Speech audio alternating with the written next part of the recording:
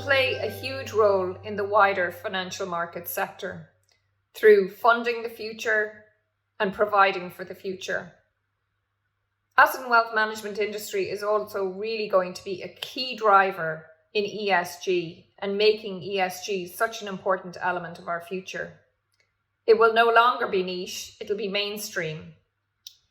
We've looked at a number of themes under what we call the 4 R's. The first R being rethink, so rethinking your strategy, and that's where we talk about providing and funding the future and also ESG as the future. The second R is repair, really looking to get the business back on track again and back to a competitive baseline.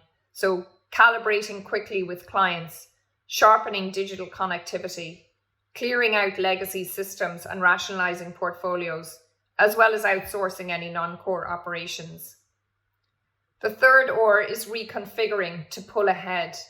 So aligning the business with the investment philosophy, ensuring you have the scale and focus to deliver on your strategy, and engaging with the wider ecosystem, whether it's policymakers, regulators, or your investors.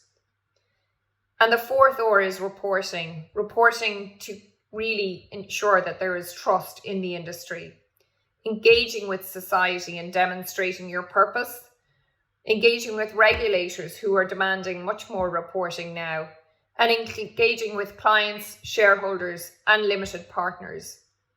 So unlike many industries which are really suffering as a result of COVID, we see huge opportunity with the predicted growth that asset and wealth management has.